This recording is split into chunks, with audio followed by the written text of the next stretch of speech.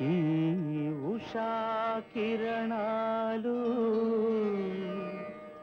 తిమిర సంహరణాలు చైతన్య దీపాలు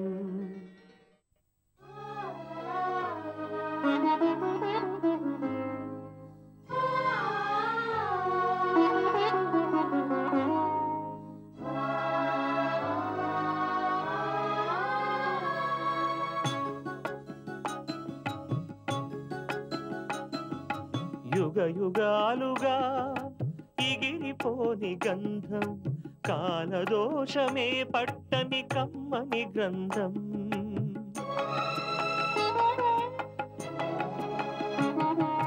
యుగ యుగాలుగా ఇగిరిపోని గంధం కాలదోషమే పట్టని కమ్మని గ్రంథం బదులే కోరని పవిత్ర బంధం ఇది అన్నా చెల్లెళ్ళ అనుబంధం అనుబంధం యుగ యుగాలుగా ఇగిరిపోని గంధం కాలదోషమే పట్టని కమ్మని గ్రంథం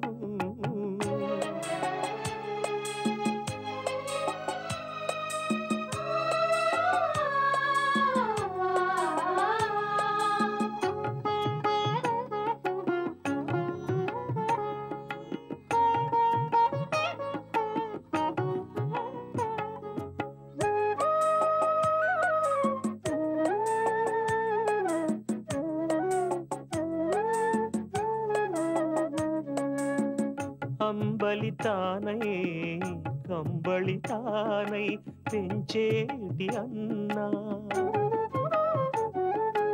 ఆప్యాయతలో అతను కన్న తల్లి కన్నా మిన్నా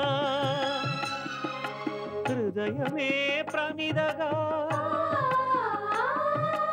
అనురాగపు సమిధగా హృదయమే ప్రమిదగా అనురాగపు సమిధగా వెలిగించెను చెల్లి రూపం తన కంటి దీపం యుగ యుగాలుగా ఎగిరిపోని గంధం కాలదోషమే పట్టని కమ్మని గ్రంథం బదులే కోరని పవిత్ర బంధం ఇది అన్నా చెల్లెళ్ళ అనుబంధం అనుబంధం. ఆయన్ని అన్ని రకాలుగా అర్థం చేసుకోగల ఓ మంచి అమ్మాయిని వెతికి పెడతాను. నా మీద నాకా నమ్మకం ఉంది. నువ్వు అనుకోగానే సరిపోతుందా? అబ్బాయి ఒప్పుకోవద్దు. అసలు ఈ విషయం గురించి వాడితో మాట్లాడావా? వాడికి నువ్వంటే పంచప్రాణాలు. దీనికి ఒప్పుకోనే ఒప్పుకోడు. అయినా ఇదేం ఆలోచనమ్మా? ఇందులో తప్పే ఉందంటీ. మీరెవరినైనా అడిగి చూడండి, నా నిర్ణయం సబబైందే అంటారు. ఇక ఆయన విషయానికొస్తే ఆయన్ని ఒప్పించగలనన్న నమ్మకం నాకుంది. నాకు పిల్లలు పుట్టే యోగం లేదన్న సంగతి ఆయనకిప్పటిదాకా తెలీదు. తెలిస్తే చాలా బాధపడతారు. అయినా చెప్పక తప్పదు. ఈ విషయాన్ని ముందు మీతో చెప్పి ఆ తర్వాత ఆయనతో మాట్లాడాలనుకున్నాను.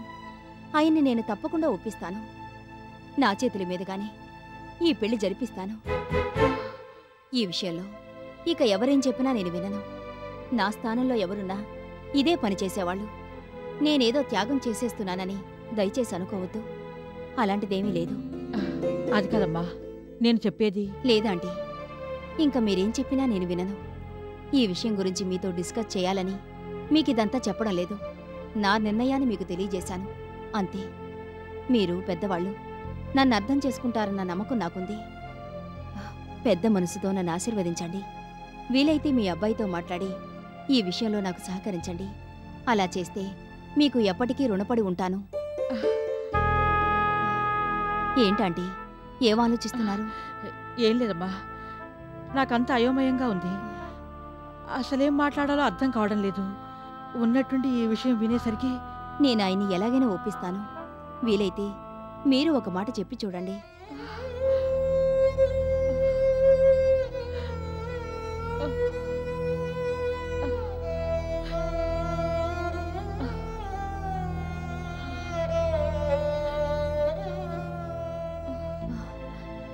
ఏంటంటే ఇది?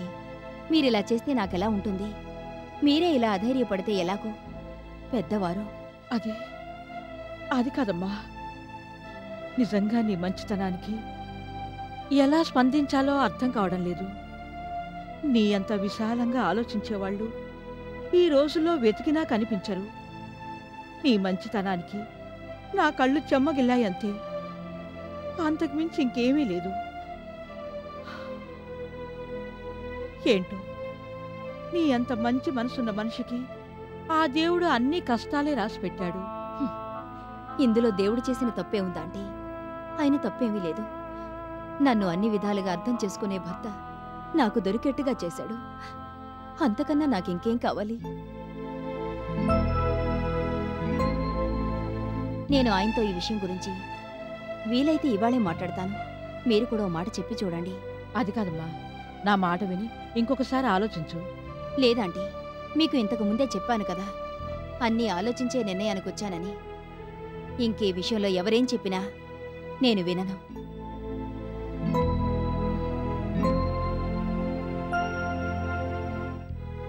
హాల్లోకి వెళ్దామంటీ. నేనొకసారి రాఘవరావు గారికి ఫోన్ చేసి విషయం కనుక్కుంటాను. ఒంట్లో బాగోనప్పుడు కూడా ఇంకా ఈ పనులన్నీ ఎందుకమ్మా? పర్వాలేదంటీ, అయినా నేనే ఆఫీస్కి వెళ్ళడం లేదు కదా, విషయం ఏంటో కనుక్కుంటున్నానంతే.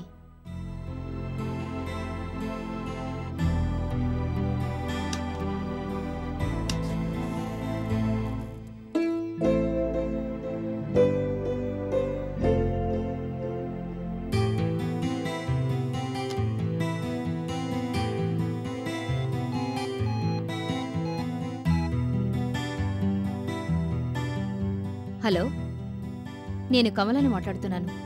Good evening. రాఘవరావు గారితో మాట్లాడాలి. Yes, I will wait.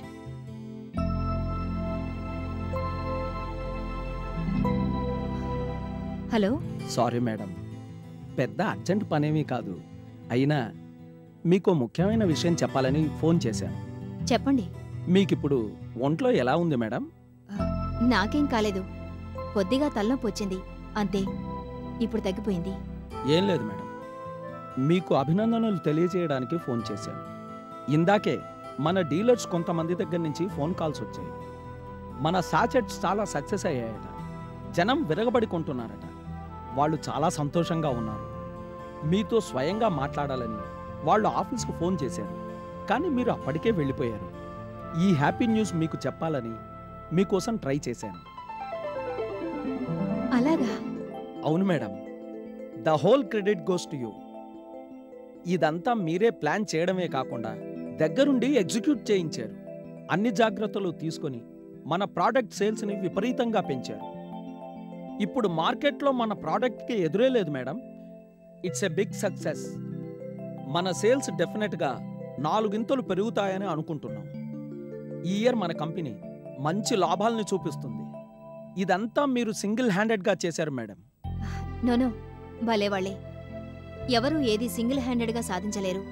నాతో పాటు మీరంతా ఎంతో కష్టపడ్డారు. ఈ విజయం వెనుక ప్రతి ఒక్కరి శ్రమ దాగి ఉంది. నేను రేపు ఆఫీస్కొచ్చి అందరినీ కలుసుకొని స్వయంగా అభినందనలు తెలియజేస్తాను. I will thank them all for supporting me so well. నేనీ మాట చెప్పగానే కొట్టి పారేయకుండా అందరూ సరేనన్నారు. అన్ని రకాలుగా నాకు సహకరించారు. ఎప్పుడు, ఎందుకు, ఏమిటి అని అడగలేదు. చెప్పిందంతా చేశారు. సో యాక్చువల్లీ మీ అందరికీ నేను కంగ్రాచులేషన్స్ చెప్పాలి. ఆ పని నేను రేపు చేస్తాను. మీరు ఫోన్ చేశారు కాబట్టి ముందుగా మీకు చెప్తున్నాను, కంగ్రాచులేషన్స్. Thank you madam. మీరు ఒప్పుకోరు గాని ఈ విజయం మొత్తం మీ సొంతం. మేము ఇన్నేళ్లుగా ఇక్కడ పనిచేస్తున్నాం. మాకెవరికి ఇటువంటి ఐడియా తట్టలేదు. తట్టినా ఇంత బాగా చేయగలిగే వాళ్ళు కాదేమో. నేను ఈ మాట మిమ్మల్ని పొగడ్డానికి అనడం లేదు మేడం. నా మనసులోంచి వస్తున్న మాటే ఇది. నేనే కాదు, మన ఆఫీసులో ఉన్న వాళ్ళంతా ఇదే ఫీల్ అవుతున్నారు. రేపు మీరు ఆఫీస్కి వచ్చినప్పుడు మీకే తెలుస్తుందిగా. ఈ శుభ సందర్భంగా మన ఆఫీసులో అందరికీ రేపు స్వీట్స్ డిస్ట్రిబ్యూట్ చేయండి. అలాగే మేడం. మీరు రెస్ట్ తీసుకోండి మేడం. ఈ విషయం మీకు వెంటనే చెప్పాలని ఇంటికి ఫోన్ చేశాను. మిగతా వివరాలన్నీ రేపు ఆఫీసులో మాట్లాడుకోవచ్చు. అలాగే. Once again hearty congratulations madam. Thank you and wish you the same. ఉంటాను మేడం, మీరు రెస్ట్ తీసుకోండి. అలాగే.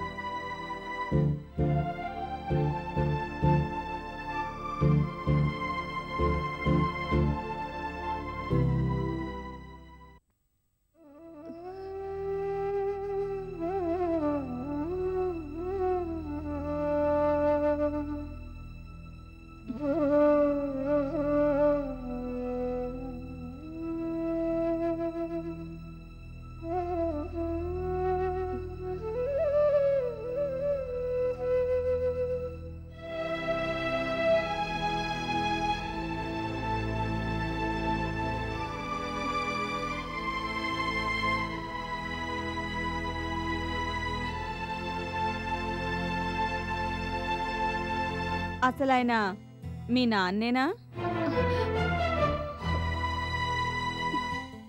సరే, అసలు మీరేం చేస్తూ ఉంటారు?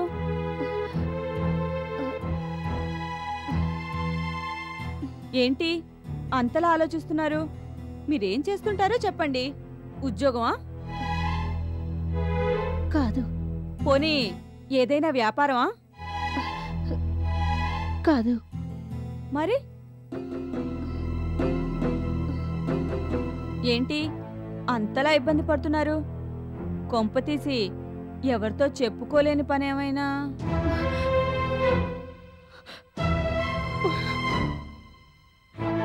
ఉన్నమాటంటే ఉలికెక్కువ అంటారు. వచ్చిన దగ్గర నుంచి మీ ధోరణి చూస్తున్నాను. నాకు ముందే విషయం అంతా అర్థమైంది. అవునులేండి, మా అన్నయ్యకి తగ్గ మనిషే దొరికింది. గంతకు తగ్గ బొంత. ఆ అడుగు తినేవాడికి నీలాంటి నీతి జాతి లేనివాడు కాక ఇంకెవరు దొరుకుతారు?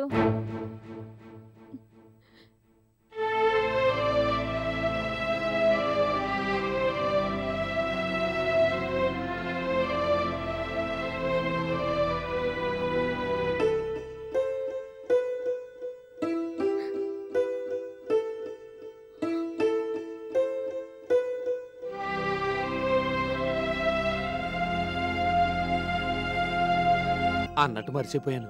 థ్యాంక్స్ అండి.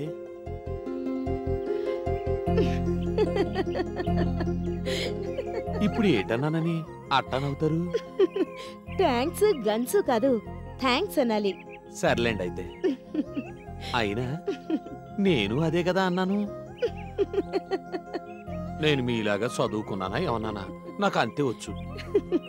సరే, ఇంతకీ దేనికి థ్యాంక్స్?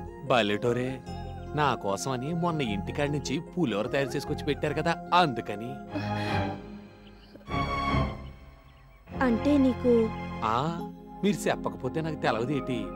లక్ష్మమ్మ అంతా చెప్పింది. అది మీరు తీసుకొచ్చిందంట కదా. పలారం అని చెప్తేనే తింటానని చెప్పి మీరు అలా చెప్పారు. అవును కదూ? మీదెంత మంచి మనసు అండి.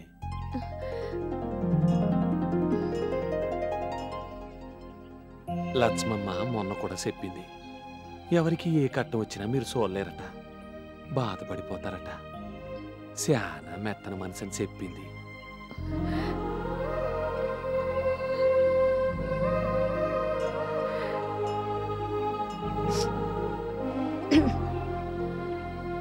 మీ గురించి పూజారి గారు కూడా చెప్పారు. చాలా పెద్ద మనసు, చాలా గొప్ప వంశంలో పుట్టుంటారు, అందుకే అన్ని మంచి పద్ధతులు వచ్చాయంటూ చెప్పుకొచ్చారు. ఏటో మీదంతా తీరు. ఆ రోజు ఎందుకట్ట ఏడుతా వెళ్ళిపోయారు? అప్పటి నుంచి అది ఆలోచిస్తున్నాను తెలుసా? నేనెంత బాధపడ్డానో మీకేటి తెలుసు. అయినా మీకోసం ఎత్తుక్కుంటా మీ ఇంటి దాకా వస్తే ఎందుకట్ట చేశారు?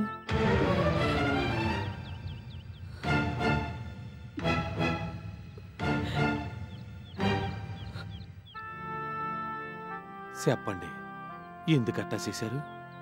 అది అసలు మీ ఇల్లేనా? ఆడ అంతమంది మనుషులు ఉన్నారేటి? ఆ అమ్మాయి ఎవరు ఎట్టం వచ్చినట్టుగా నన్ను తిట్టిపోసింది. నేను మిమ్మల్ని ఏదో అన్నానని, అందుకే మీరు అట్ట వెళ్ళిపోయారని నన్ను ఆడిపోసుకుంది. నేనేటి చేయలేదని చెప్పినా వినలేదు. ఆలోచించండి, అట్లాంటి మాటలంటే మీరెంత బాధపడిపోతారు. అసలు అయినా ఆవిడెవరు? మీకేటవుద్ది?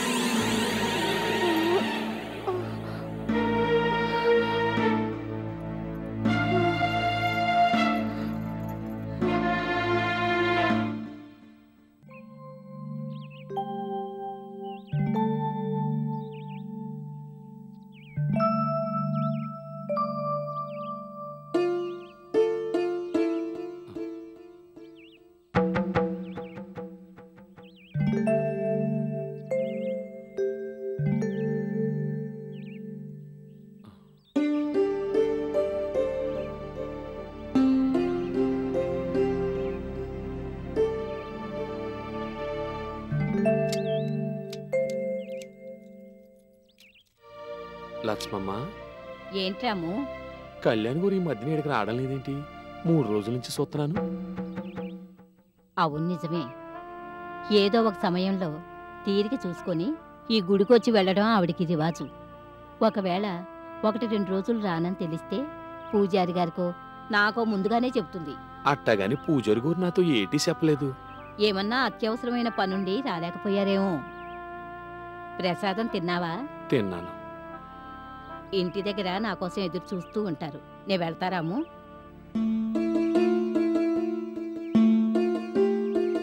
రాము, ఏంటి ఆలోచిస్తున్నావు?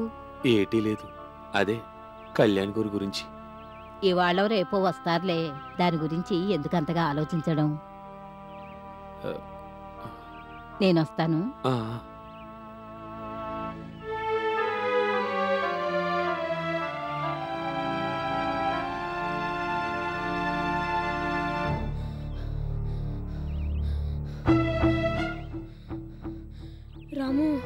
రాముగారంటే మీరేనా? అవును, నేనే.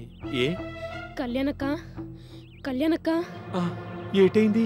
కళ్యాణక్కి బాగా జ్వరం, నిద్రలోనే కలవరిస్తోంది. 2 రోజులుగా అసలు మంచం మీద నుంచే లేవలేదు. మీ గురించే కలవరిస్తోంది. జ్వరమా? అవును, అంత జ్వరంలోనూ మిమ్మల్ని అడుగుతోంది. ఇందాక ఒకసారి మెలకు వచ్చి నాతో మాట్లాడింది. ఒకవేళ మీరు గుడి దగ్గర ఉంటారేమో నన్ను వెళ్ళి పిలుచుకురమ్మంది. వెంటనే పరిగెత్తుకుంటూ వచ్చాను. ఇప్పుడు కళ్యాణ్ గారు ఏడున్నారు? ఇంట్లోనే గదిలో పడుకునుంది. పద వెళ్దాం. డాక్టర్ గారిని పిలవలేదా? నిన్న వచ్చారు, మందులు కూడా రాసిచ్చారు, కానీ తగ్గలేదు.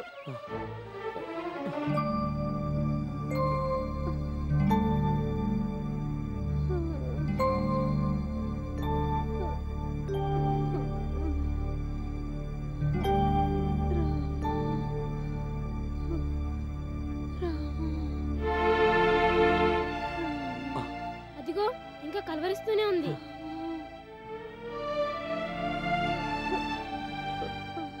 కళ్యాణ్ గారు,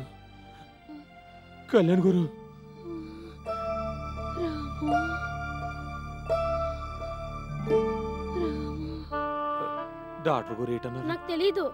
ఆయన నిన్నొచ్చి మందులిచ్చారని తెలిసింది అంతే. అట్టాగా నువ్వు ఏడనే ఉంటుంటావా?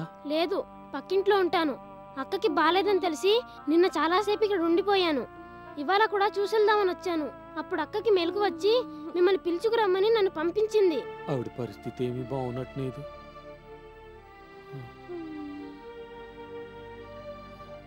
ఇప్పుడు ఏడ్దారి భగవంతుడా, నువ్వే కాపాడాలి.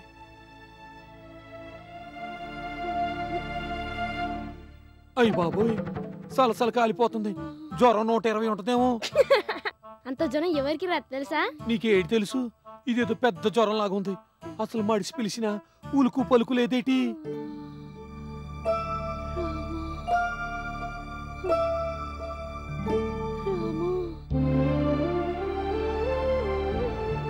కళ్యాణ్ గారు, వచ్చేసాను. నేనే రాముని. చూడండి, ఓసారి కళ్ళు తెరిచినాను చూడండి, మాట్లాడండి.